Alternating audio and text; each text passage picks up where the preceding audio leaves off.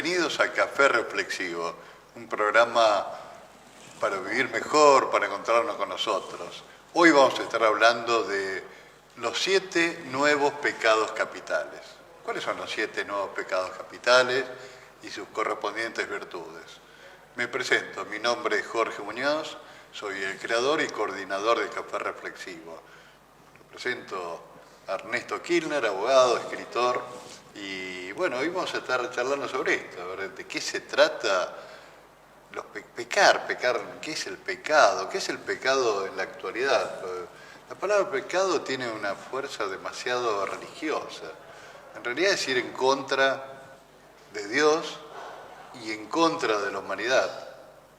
Pero básicamente es un pecado capital, para aclarar esto, un pecado capital porque se peca, es la cápita, viene de cápita, de cabeza, desde ahí vienen otros pecados, es como un derrame. La versión laica sería vicio.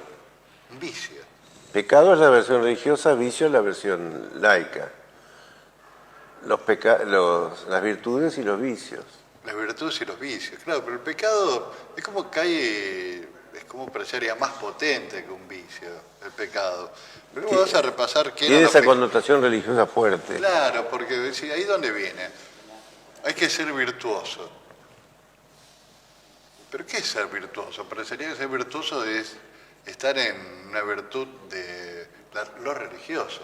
En realidad, lo virtuoso es como podés operar como humano, sacar lo mejor de vos como humano. Porque cada uno de nosotros armamos la humanidad, hacemos la humanidad, pertenecemos a la humanidad igual. Entonces ahí ejercer la virtud. Nosotros tenemos acá, trajimos un pequeño libro, un libro de André Comte Sponville. André Comte Sponville, que es un filósofo francés, del cual sacamos la idea esta, los 7 pecados capitales. Este es pequeño tratado de las grandes virtudes. Te lo sugiero, te lo recomiendo para que lo leas. Tiene 18 virtudes, en el cual una es la urbanidad y la última es el amor. Después 16. Es para entretenerse esto, ¿no? Pero lo traigo para sugerirlo, recomendarlo. Pero vas a ver un poquito cuáles son los pecados capitales que eran de la clásica Iglesia del siglo VI, que ya venían por el Papa Gregorio a fines del siglo VI, determinó que los pecados son el orgullo, la avaricia, la lujuria, la envidia, la gula y la pereza. Entonces no son pecados capitales, son vicios. Digamos, podrían ser vicios en algún caso. Ya pasó esto. Entonces, en la actualidad, el mundo actual que estamos cambiando, hay una velocidad de cambio muy...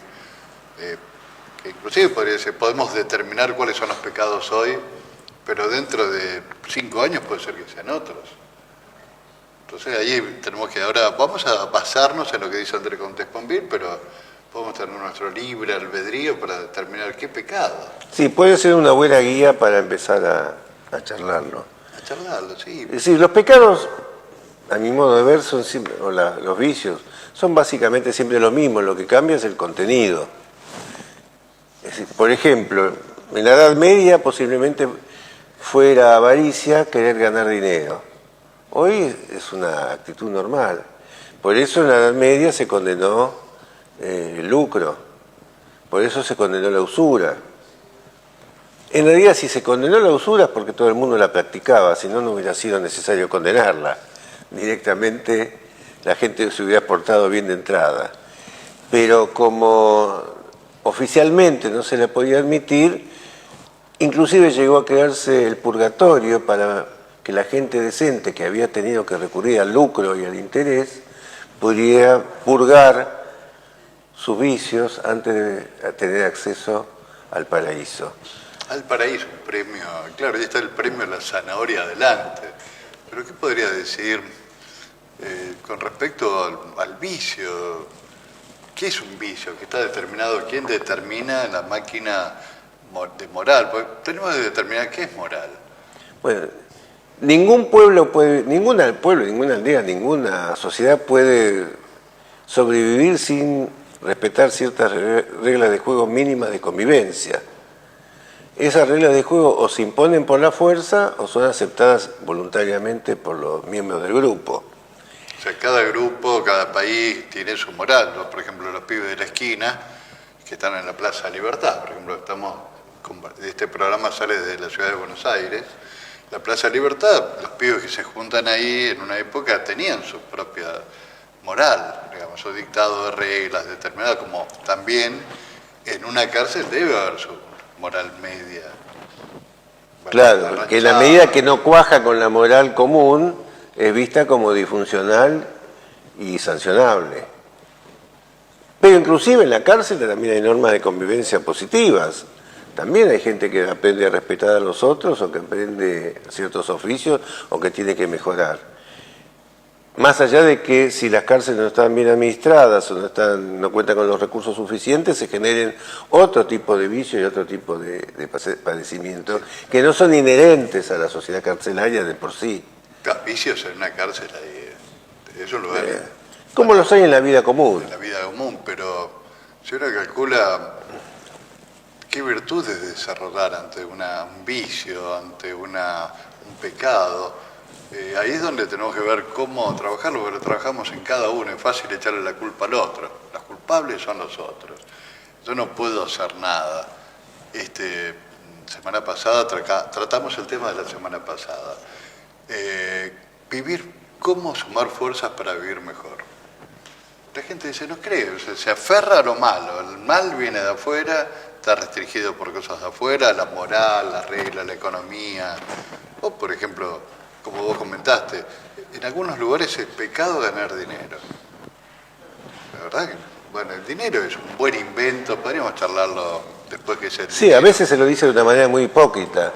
Por ejemplo, existe la leyenda de que San Martín murió pobre y eso contribuye a sostener su fama de hombre puro y superior. Sin embargo, tenía, como mostró García Hamilton en su biografía, tenía una pequeña fortuna, una pequeña hacienda, resultado de las herencias que había recibido y algunos premios que también había recibido en vida. Pero la leyenda de que era pobre le hace bien a la mentalidad tradicional en Argentina, para la cual la pobreza termina siendo un valor. Es una virtud franciscana la pobreza. Pero... vamos descubriendo, porque hay gente que ha ganado dinero bien, ¿no? Digamos que robando, haciendo política mal, porque entran los políticos que entran a robar, o si no, bien, ¿por qué no ganar dinero? Aparte ese dinero hace que se multiplique, que los demás tengan mejores ingresos, contratan más gente. Viene un empresario y dice, yo quiero poner una fábrica más en Brasil. Así, para que hay más puestos de trabajo, y te gusta eso porque es el sentido de su vida, es la vocación de su vida. Ahora, bueno, si ese hombre anda paseando con un coche lujoso en algún lugar, es porque lo ganó, tampoco ha pecado, ¿no? En Estados Unidos pasa, es diferente. Vos a Estados Unidos hay gente andando en un Rolls Royce blanco, en una coupé, paseando, o sea, no se llevó a nadie por delante. En Estados Unidos el paradigma es Washington, que fue presidente, llegó a ser presidente de los Estados Unidos, murió con una cierta fortuna, en una casa fenomenal en las afueras, una hora más o menos de la capital, Washington, en Mount Vernon, se casó con una millonaria y la gente lo celebra igual. Acá para ser un ídolo nacional tenés que haber muerto en el extranjero y olvidado. Es casi una versión laica del cristianismo, que para ser virtuoso tenés que ser pobre y haber muerto en la cruz. Ahí está el tema, la clave está, ¿quiénes determinan qué es pecado? ¿Quiénes? ¿Qué maquinaria? ¿Qué moral? Nietzsche, Friedrich Nietzsche, famoso pensador y filósofo alemán, hablaba de cada uno tiene que determinar cuál es su cuerpo, su plexo de ética. Ve los que tienen la moral media de la sociedad, del grupo que perteneces, la religión, pero ahí es donde está, ¿quién determina? ¿Quiénes son los ampulosos que determinan qué estás pecando? Entonces ahí es donde empezamos a tener libertad. Obviamente sabemos que tenemos que convivir con los demás. La sociedad en su convivencia va generando normas de adaptación recíproca. que no tienen que ver con una moral espontánea o natural, sino con la lucha por la supervivencia y el poder. Cada uno extiende su voluntad hasta donde le ponen un límite los demás. Cuando toma conciencia de que los demás le ponen límite, no tiene más remedio que adaptar su conducta a lo que los demás esperan de él, aunque pequeños grupos o individuos aislados tratan de aislarse de esa situación y salirse de las reglas de juego aceptadas. Pero ninguna sociedad puede sobrevivir sin la aceptación de básicas reglas comunes para la mayoría, por lo menos. Pero traje un cuento cuento que te va a gustar, un cuentito, hacemos un corte y traigo el cuento que nos va a ayudar a pensar este tema de quién determina lo que es bueno y malo. Entre la niebla, un hombre helado extraña la tierra.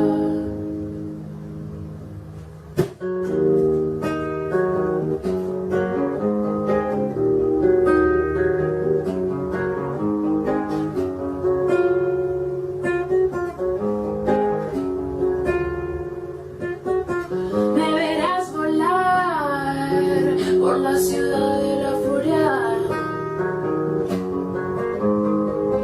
donde nadie sabe de mí y yo soy parte de todo. Con la luz del sol se derriten mis alas,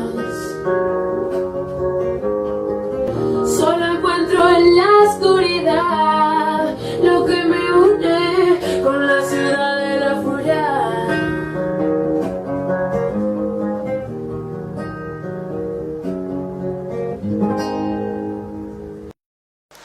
Concepto de pecado. Un hombre devoto fue a vivir a una casa donde tenía como vecina una prostituta. Ya al día siguiente se dio cuenta del incesante ir y venir de hombres que acudían a solicitar los servicios sexuales de la mujer.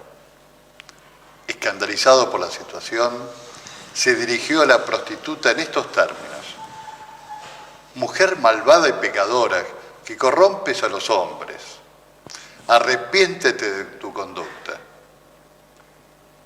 Para que cada día tengas conciencia de tus terribles actos, yo colocaré una piedrecita en la puerta de la casa por cada pecado que cometas. Y así, cada día el devoto fue sumando piedras por cada hombre que visitaba la ramera, formando un montón de cientos de ellas. La mujer veía crecer el cúmulo de piedras y su corazón sufría, ya que la vida y sus avatares la habían empujado a aquella situación que era ella la primera en lamentar. Una noche, un terremoto destrozó aquel pueblo, muriendo en la catástrofe el devoto y la prostituta. Ambas almas fueron rápidamente conducidas ante los jueces celestes que dictaron: el alma de la prostituta que sea llevada al paraíso, y el alma del hombre que sea conducido a los infiernos. Un momento, intervino el devoto, aquí debe haber un error. Es ella la que ha estado pecando incesantemente todos los días en varias ocasiones. Yo, en cambio, he respetado los dictados de la moral. Los jueces se miraron entre sí sin dar crédito a lo que oían. No hay ningún error. Esta mujer tiene el alma blanca. Es posible que su cuerpo pecase, pero la vida la condujo a un destino que no pudo eludir. Pero su mente y su corazón rogaban a cada instante el poder terminar con aquel tipo de vida que tanto la hacía padecer. Tú, en cambio, tienes el corazón negro de albergar resentimiento, culpa y juicio contra ella. Eso sin contar con que con cada piedra contribuías a aumentar su humillación y vergüenza. No hay perdón para ti, que se cumpla la sentencia. Inmediatamente la mujer fue llevada a gozar de los placeres y beatitud del paraíso. Y dicen que aquel hombre que se creía honorable continúa asándose en el infierno. Me hace acordar la película, creo que le pusieron el título Lluvia en castellano, con Rita Hayworth y José Ferrer, que se encuentran... ¿Cómo te gusta el cine de otra época? Es muy lindo. Ella es una mujer muy sensual, muy llamativa, y él es un hombre muy pacato, muy serio, muy respetuoso de las normas. Termina completamente loco por ella y se le tira encima de una manera imparable. O la ópera Thais de Massenet, que un sacerdote llevado a tratar de convertir a la moralidad de una prostituta, total que la prostituta termina siendo una santa, como se le ha propuesto, pero el sacerdote también termina completamente loco por ella. Muchas veces un exceso de moral encubre una cierta tendencia a reprimir las tendencias inmorales de uno mismo, lo cual no está necesariamente mal. Una cierta dosis de hipocresía es necesaria para vivir en sociedad. No podemos dar salida a todo. ¿Cuánta de hipocresía? ¿Qué dosis? En su justa medida, lo cual no quiere decir nada, porque la justa medida para uno no es la misma justa medida para el otro. Pero sí en la medida que se minimiza el daño a terceros, toda vez que uno quiera satisfacer sus propias apetencias. Y esto me lleva al tema del egoísmo, que normalmente es considerado uno de los vicios o de los pecados. Y lo es cuando el egoísmo es realmente egoísta, por valga la redundancia, en el sentido de tratarse de personas que piensan única y exclusivamente en su propio beneficio, sin reparar en los perjuicios de los demás. El egoísmo es uno de los pecados del mundo actual. Bueno, Ayn Rand habla de egotismo. El egotismo es ese egoísmo ultranza en que no se reparan los medios para conseguir los propios fines. O sea, pero el egoísmo bien entendido es sano, motivante y laudable. El egoísmo es el que nos lleva a nosotros a realizar todos nuestros emprendimientos. Inclusive la madre que se preocupa por el hijo, se preocupa por el hijo por egoísmo, en el sentido de que se preocupa por su propio bienestar a través del bienestar del hijo. Kant decía algo parecido. Tengo claro que comentaba Kant. ¿No es cierto? ¿Qué decía Kant sobre el tema del egoísmo? Kant, los hombres no hacen el mal por el mal en sí mismos, sino para hacerse el bien a ellos mismos. Lo que está diciendo vos. Pero pasa que el egoísmo es la base de varios pecados, porque al pensar en sí mismo no piensa en los demás. Pero aún en otro sentido, como decía el viejo Adam Smith, nosotros no obtenemos el pan de la bondad del panadero. Obtenemos el pan del hecho de que el panadero busca satisfacer sus propios intereses vendiendo pan. Y nosotros, para comprar el pan, a nuestra vez, agrego yo, tenemos que prestar otro servicio, si no, no podríamos adquirir el pan. Esa red de intereses egoístas está dando, sin embargo, lugar a una productividad global que beneficia a todos. Si nosotros decimos, no vendas más pan, no podés no vender pan. Pero el egoísmo desmedido es un pecado. Acá dice, ¿cuáles son las virtudes? La generosidad, la justicia y el amor. La generosidad, bueno, el momento del panadero tiene una generosidad con alguien, el resto del pan que queda, o produce un poco más de pan para darlo al asilo de ancianos, a un lugar determinado. El amor, cada uno, muchas veces recomiendo a la mañana despertarse y hacer esta meditación. Una meditación. Primero sonreír. Después agradecer que estás vivo. Ya que estés vivo está fantástico. Y después amar. ¿A quién voy? ¿Qué voy a hacer para amar? Este acto nosotros estamos comunicando algo pues estamos ejerciendo amor. Estamos comunicando algo para la gente. Le va a servir y ese es un acto de amor. Porque el amor hablan tanto del amor y ya vamos a hablar de amor. Pues en algún momento, Ernesto, hay muchos días cuando opinamos sobre el amor. Como buena voluntad, básicamente, hacia los demás. Y empatía. Empatía no me gusta la palabra. Empatía es más bien entender el comportamiento del otro. Simpatía, diría yo. Simpatía es vibrar con el otro, sentir con el otro. Vibrar con el otro. Sentir con el otro, simpatía. Te tiro otro pecado, sí, vamos, ping-pong. La crueldad. La crueldad digamos, un hecho muy humano la crueldad también. Hay gente que tiene acciones crueles, o todos capaz que en algún momento de su vida ejercieron un acto de crueldad. Pero hay crueldades graves. Y cuando nosotros le decimos a un hincha de River gallina, es un acto de crueldad socialmente aceptado, como cuando nosotros nos dicen bosteros. Acá nos están escuchando de Latinoamérica, España. Acá a un club de Argentina le dicen River y le dicen gallina, y a los de Boca le dicen chanchos, ¿no? O algo por el estilo.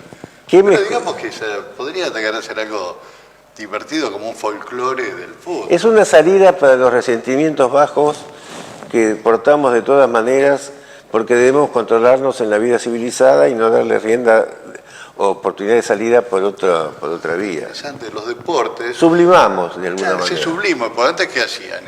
En Roma existía el famoso circo romano. Las cosas que hicieron el circo romano son terribles, lo que pasaba ahí. O el box entre nosotros. En cambio, bueno, el deporte es una forma de competencia fuerte, como con ciertas reglas y en el cual algo de crueldad, de cosas, pero regulado, ¿no? Yo me acuerdo hace años, a mí el fútbol no me gusta, o sea, no es que no me gusta, no le presto atención. Y mi papá me había llevado a la cancha de fútbol y estaba la gorda Patosa, una gorda enorme que estaba en la cancha y los de la hinchada de Boca, que los puteaba. Entonces la gorda en la otra punta se levantó los poteros y les mostró el culo. Culo o cola, como. Fue muy gracioso, miraba y me reía. Qué personaje, el humor. Acá es donde el humor sirve también como salida. Como una salida. Vos hablaste de humor varias veces. La cobardía. Ser cobarde. No afrontar los desafíos de la vida en general o ciertos desafíos en particular. Sí, la vida exige cierto coraje para enfrentar situaciones en la medida que se la quiera sobrellevar con dignidad. Salir del lugar vos estás sometido a algo en una familia, una situación determinada, el coraje de cortar una relación tóxica, el coraje de ir y decir, che, a tu jefe, yo me merezco ganar un poco más porque hice esto y lo otro. El coraje, el pequeño coraje, no el coraje de que sale con una espada enorme a pelear. ¿Ves? Que hay que ligar a la sabiduría, como dice ese dicho, Dios mío, dame coraje para cambiar las situaciones que puedo cambiar. Dame resignación para aceptar las que no puedo cambiar. Y dame sabiduría para distinguir una cosa de la otra. Qué bueno lo que dijiste, sabiduría. Y detectar qué es bueno. Porque hay gente que dice, bueno, hay cosas que vos no podés cambiar, pero sí podés hacer pequeños actos para hacer lo que vos considerás y tenés potencia por hacer. Yo no puedo hacer nada para decir que los chicos del mundo dejen de comer, no, que no comen. Sí, puedo hacer pequeñas acciones dentro de mis posibilidades, pero no me voy a sentir culpable por eso. Por eso a la cobardía es el coraje. La mala fe. Mala fe, bueno, mucha mala fe, mentir a los otros, mentirse a uno mismo. Esconderse y esconder a los demás. No manifestar lo que realmente se piensa, simular. Eso sería mala fe. Simular. Bueno, a veces convengamos que es conveniente simular un poco, pero ¿hasta qué punto? Sí, una dosis de hipocresía es necesaria, no podés decirle a todo el mundo lo que pensás de él en la cara. O si lo decís, lo tenés que decir con cierta altura o con humor. Claro, con cierta delicadeza, ¿no? Pero hay gente que es directa, ¿viste? Ahora estamos en un mundo, hay un programa en Argentina que hay un personaje que le llama Furia. No, pero capaz que cierta delicadeza, forma, no. Como aquel insulto que recordaba Borges, que le decía una persona a otra, su esposa, con la excusa de que trabaja en un prostíbulo, se dedica al contrabando de cigarrillos. Era una forma muy sutil. Bueno, Borges también diría, puede decir, che, tengo una mujer, perdón el término, una mujer me cagó la vida. Y Borges diría, una mujer me duele en todo el cuerpo. Qué metáfora, mucho más potente y más, no. Pues nosotros estamos medio como chabacano. A veces hay que saber enfrentar la crueldad con sabiduría también. Me acuerdo otro episodio de Borges. Cuando estaba dando clases en la universidad, le cortan la luz. Ah, muy bueno. Y él dijo, no se preocupen, he tomado la precaución de ser ciego. Entonces, una manera elegante de salir de la situación. Sí, ese episodio se dio en la Universidad de Filosofía y Letras, Claro. acá en Buenos Aires. Ahora, la suficiencia, que se cree suficiente para todo, que sería parecido al orgulloso. Acá la humildad, la simplicidad y el humor. El humor. La contracara sería la autoestima. La autoestima es el amor a uno mismo y la aceptación de uno mismo, que es fundamental para llevar adelante los emprendimientos en la vida. El orgullo es especiarse en demasía de esa autoestima, que ya deja de ser meramente autoestima. Y es negativo por distintos motivos. Primero, porque enajena la buena voluntad de los demás. La gente no acepta fácilmente al Yo me acuerdo de un episodio de Borges, al vanidoso. borgiano, pero Borges había fallecido la madre de Borges. Estaba en el velorio y se acerca una mujer y le dice: Jorge, lo siento, qué cerca estaba de llegar a los 100 años. Murió con 99 años. Y entonces Borges, mire, esta señora es devota del sistema decimal. Tenía esa ironía. ¿Hasta qué punto el uso de la ironía en el humor también, ¿no? Hay que ser muy cuidadoso con la ironía. Hay que ser lo menos hiriente posible, pero a veces es necesario ejercerla, porque no nos podemos callar ante ciertas injusticias o ante ciertos desasosiegos de los demás. Y lo mejor es tratarlo con un cierto elevado espíritu. No, bueno, no crean que Depende del vos nivel en que se desarrolle la lucha. En la estás en cancha no le puede decir a la gente: señor, por favor, acomódese en la butaca si yo puedo ver bien. Es muy difícil. Sí, Sentarse. Yo fui a un recital de una americana que tocaba jazz, una canadiense, y había un hombre con el celular adelante, con la luz toda dándome, no me dejaba ver. Pero bueno, se enojan, le decís algo y se enojan. Digo, no te dejaba ver bien el espectáculo. Pero bueno, estamos en este mundo. También el fanatismo. Acá tenemos algo, ser fanático de una idea, de una ideología, una forma de pensar. El fanatismo siempre estuvo en la humanidad, pero digamos que ahora está como orientado a pequeñas acciones. El fanático de un área política, de una forma de psicología. ¿Qué hacemos con el fanatismo? ¿Qué cosa era? La tolerancia. Tolerar al otro y aceptarlo, como dijiste hace un rato. Sí, tolerar en el sentido de que tiene el mismo derecho a expresarse que yo, pero no tolerar la gansada que puede estar diciendo, son dos cosas distintas. Bueno, pero si vos le decís que es una gansada, terminamos No, con lo mismo. no, eso en el diálogo entre nosotros, a él se lo diría peor. Pero no. Uno no tiene que callarse ante una tontería. Tiene todo el derecho también de responder y refutar con argumentos. Lo que no tiene sentido es atacar a las personas. Tenés razón. Pero sino las ideas, en el los grupo del pensamientos. domingo de Café Reflexivo, tenemos un grupo todos los miércoles en Palermo y los domingos en Almagro. Escuché una cosa, una tontería, pero la persona que lo decía creía que era eso. Y decía, bueno, vos crees eso, pero me parece que no es así. Pero como el grupo de Café Reflexivo está preparado para que todos hablen, no hay alguien que es portador de la gran verdad. Ahí donde en el mundo moderno podemos ver cómo congeniamos las distintas formas de ver y sentir el mundo, que ahí es donde Ken Wilber, un pensador actual, estaría trabajando para eso. Pero lo que pasa es que tiene que dar un pequeño salto evolutivo a la humanidad. Vamos con una más. La bulia. La bulia es eso, estoy tirado, no puedo hacer nada, esto es así, ya. André Contes Ponville se pregunta, ¿es una...? El conformismo sería. Sí, estaré tirado, no puedo hacer nada, no tener voluntad. La voluntad es la forma, la virtud a desarrollar. Ser voluntarioso, tener potencia. Es un vicio básicamente respecto de uno mismo, pero que termina afectando a los demás y uno pudiera ser más productivo adoptando otro temperamento, por supuesto. Entonces vemos lo que sucede, por ejemplo, en un edificio. Hay gente que no se mete. Si se metieran, estarían cuidando su comunidad común, su causa común, que es el lugar. Pero vamos al último pecado. Yo agrego uno más. Viene el rechazo a uno mismo. Gran pecado. Rechazarse a uno mismo. Y ahí lo saco de Miguel Ruiz, que es el autor de Los Cuatro Acuerdos, que dice: cualquier cosa que hagas y vaya en contra de ti es un pecado. vas en contra tuyo cuando te juzgás, te culpás por cualquier cosa. No pecar es hacer exactamente lo contrario. Ser impecable es no ir contra uno mismo, no juzgarte, no culparte, empezar a amarte un poco más, aceptarte y saber de que fuiste programado, que tu papá, tu mamá y la sociedad te crió con lo que pudo. Es el momento que tenés que hacerte cargo y empezás a armar tu... Sacarte la mochila. O la joroba, diría Nietzsche, la ¿no? mochila, la joroba. Vamos a hablar de Nietzsche en otro programa. Sí. Pero sí, yo un día di una charla en un teatro que era... me criticaron, liberá el peso de tu mochila. Y dice, che, qué poco sé. ¿Sabes la mochila que llevamos? Yo había llevado una mujer llevé unas piedras grandes, viste, como están en Córdoba, en los ríos, lleno de piedras en una mochila y se lo puse en la espalda. ¿Está pesado? Sí. Le iba sacando piedra a piedra.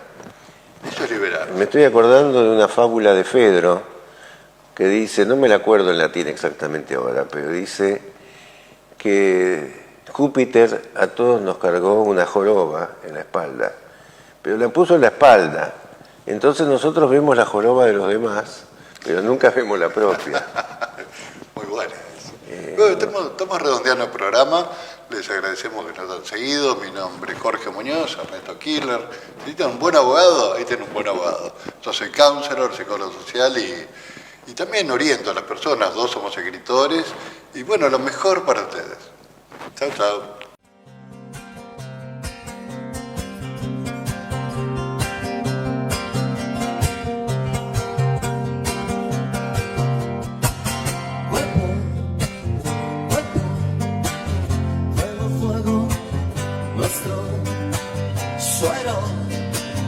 Suero, dueño nuestro, estamos enfermos, cuerpo, fuego, nuestro, aliados, infierno,